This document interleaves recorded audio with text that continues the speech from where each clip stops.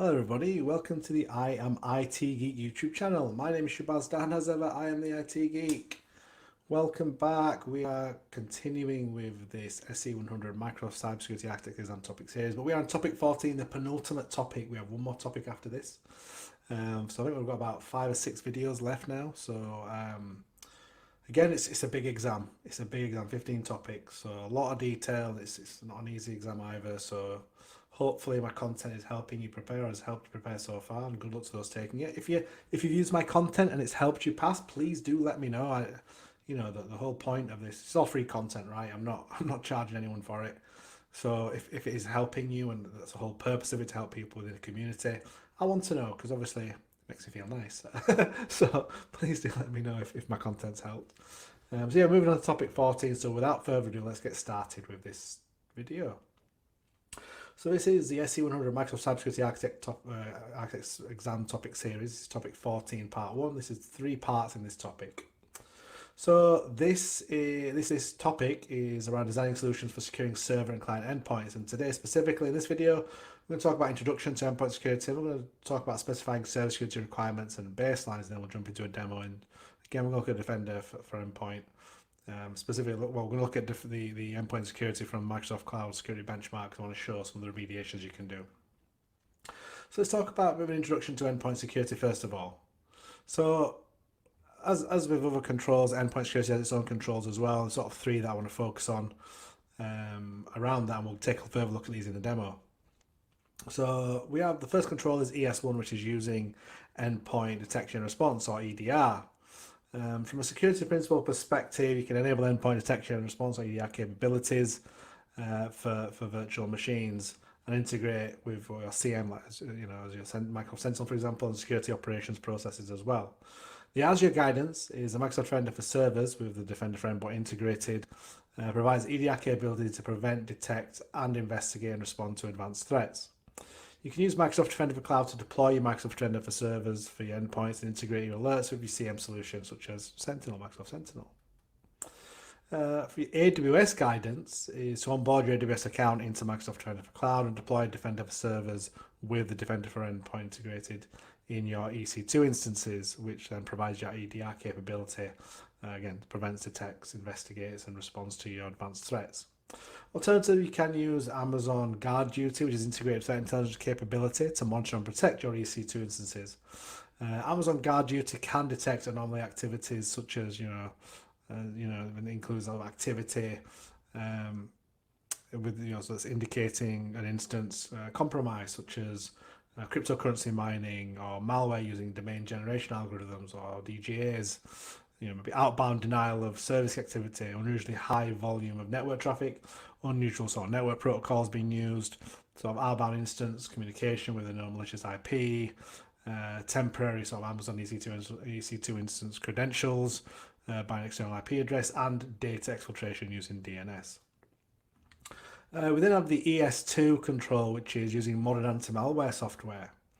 So again, the security principle here is using anti-malware solutions, also known to be endpoint protection, capable of real-time protection and periodic scanning. So from an Azure perspective, Microsoft Defender for Cloud can automatically identify the use of a number of popular sort of anti-malware solutions for your virtual machines and on-premises machines with Azure Arc configured, and report the endpoint protection running status and make recommendations. Microsoft Defender for Antivirus is the default anti-malware solution for Windows Server 2016 and above. For Windows Server 2012 R2, you can use Microsoft Anti-Malware extension to enable SCEP, basically, which is System Center Endpoint Protection. For Linux VMs, you can use Microsoft Defender for Endpoint on Linux for the endpoint protection features. For both Windows and Linux, you can use Microsoft Defender for Cloud to discover and assess the health status of the anti-malware solutions. From an AWS guidance perspective, you can, again, onboard AWS account into Microsoft Defender first of all, and that's going to allow Defender for Cloud to automatically identify the use of a number of, again, popular anti-malware solutions for EC2 instances with Azure Arc configured, and report the endpoint protection running status and make recommendations. You can deploy Microsoft Defender Antivirus, which is the default anti-malware solution, as I mentioned, for 2016 server and above, and then for 2012 R2, Again, within an EC2 instance, you can use, again, the anti-malware extension for SCEP. But for any EC2 instances running Linux, you can use Defender for Endpoint the same way you would for Windows servers for the endpoint protection feature.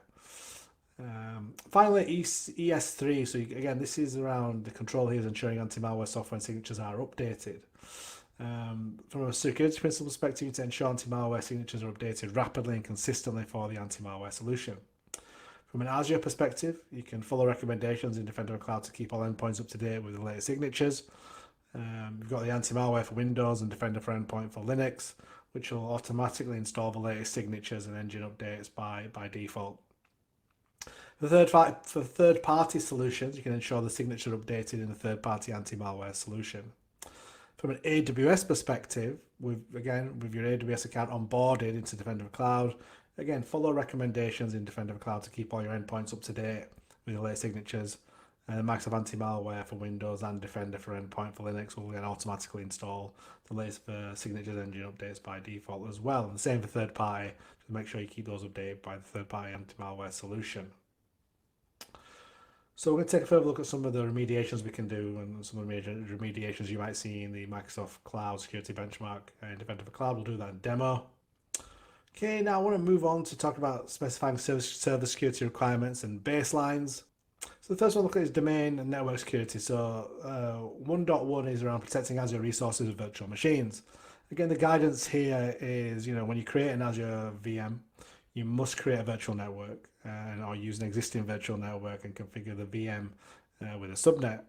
You need to ensure that all deployed subnets have a network security NSG applied with network access controls that specify to your application's trusted ports and sources. Alternatively, if you have a specific use case for a centralized firewall, Azure Firewall can also be used to meet these sort of requirements. And here the responsibility is the customer's. With 1.2, we've got monitoring the log of the configuration traffic of virtual network, subnets, and network interfaces. So again, the guidance here is to use Microsoft Defender for Cloud to identify and follow network protection recommendations to help secure Azure VM resources in Azure. You enable NSG flow logs and send logs into storage account for traffic audit for the VMs for unusual activity. Again, the responsibility here is the customers. For 3.1, we want to protect critical web applications. So the guidance here is if you're using a VM to host web applications, use an NSG on the VMs to sort of subnet to limit the network traffic, ports and protocols allowed to communicate. You need to follow the least privileged network approach when configuring your NSGs to allow on the required traffic into your application.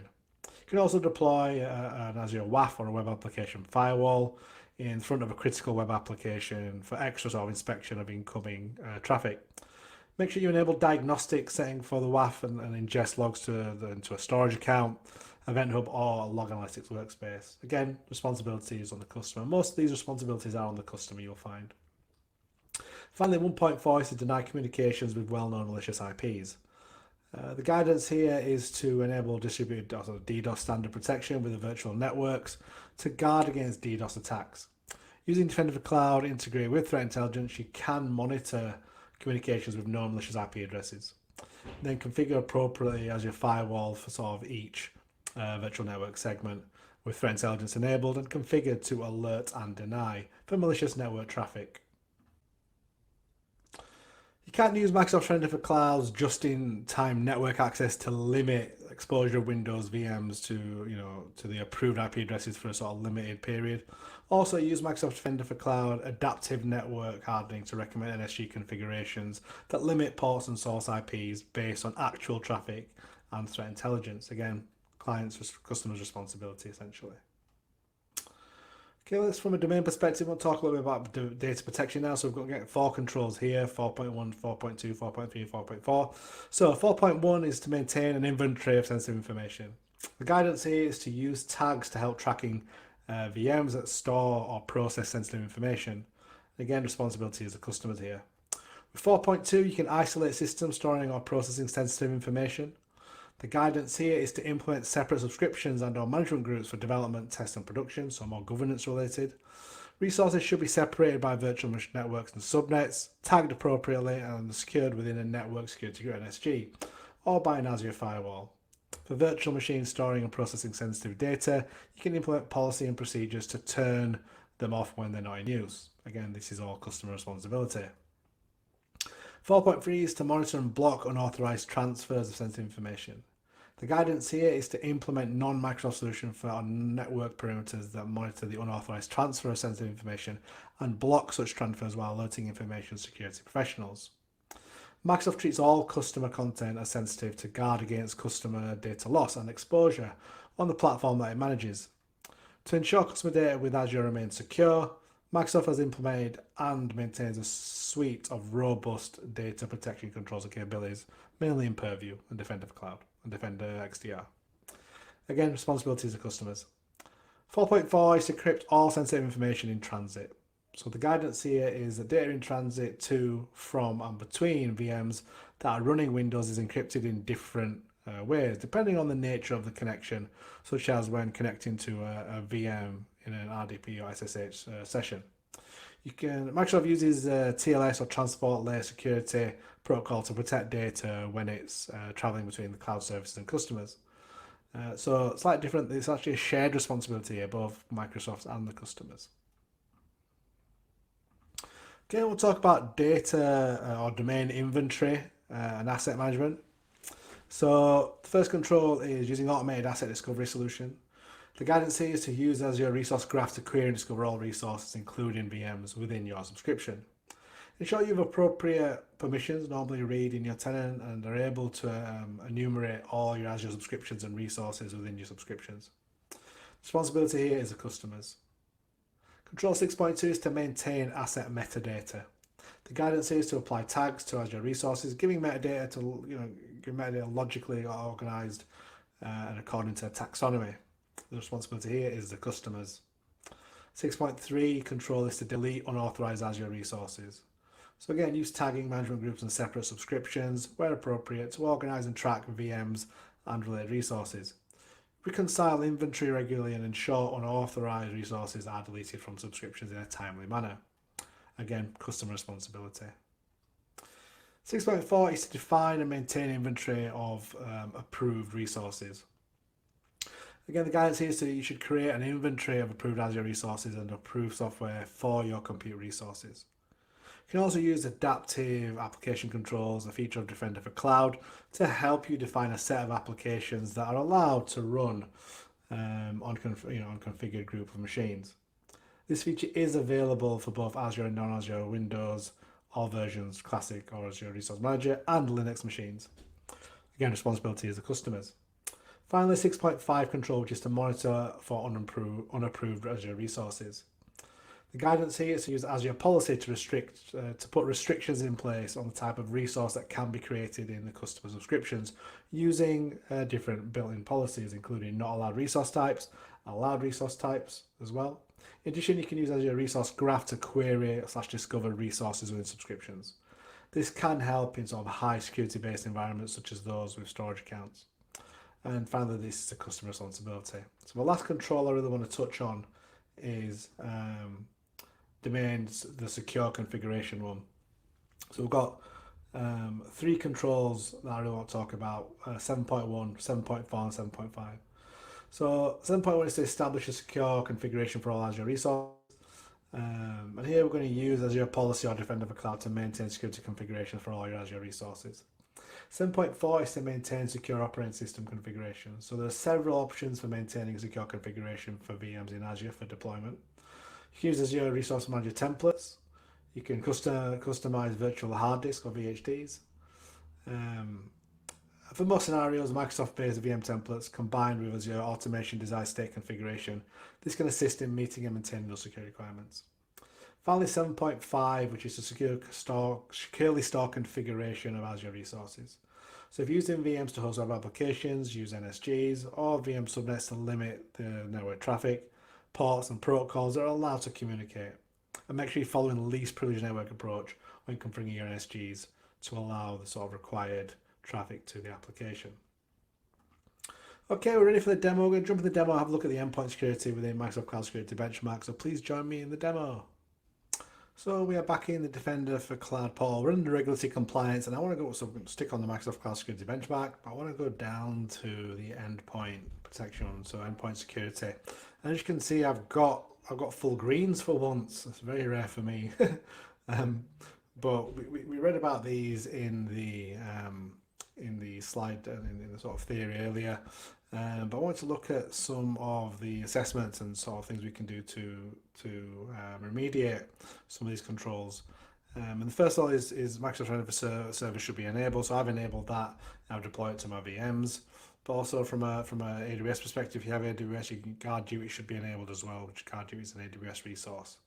But that's for ES1, which is using endpoint detection response EDR. For ES2, which is using modern anti-malware software, for Azure, Microsoft Defender for Exploit Guard should be enabled for machines. And again, I've got 2 VMs where I can enable that. And the ES3, for whatever reason, for me, it's grayed out or it's not available anywhere. Well, that's ensuring anti-malware software signatures are updated. So yeah, there's only a few, so there's not a lot to do. And as you can see, I've got green there. So as soon as you're onboarding to Defender for Cloud, Defender for Server, it's going to go green really. So I kind of wanted to work through and just show you that. We had a look at the data protection ones earlier as well. Some data protection ones there around classifying data. This is all around purview really. So yeah, a bit of a quick demo. Just wanted to jump in there and show you the controls actually in the portal so you can visualize what we spoke about. So yeah, I've got some useful links as always in the description. I've got some links to my old, well not my old, they're up to date, but they're the other security exam content, so SC300, SC200 as well. Or they're going to help you prepare for your exam. I've also got a link to the Measure Up practice exam. So Measure Up is a discounted exam as well. Measure Up are the official partner for one of the official partners for sort of practice exams with Microsoft. So I definitely recommend investing in that. So yeah, this is topic 14. We're going to continue. We've got two more sort of parts I want to speak about, 2 more videos in topic 14, and then a couple in topic 15 as well. So thank you for watching. Until next time, goodbye.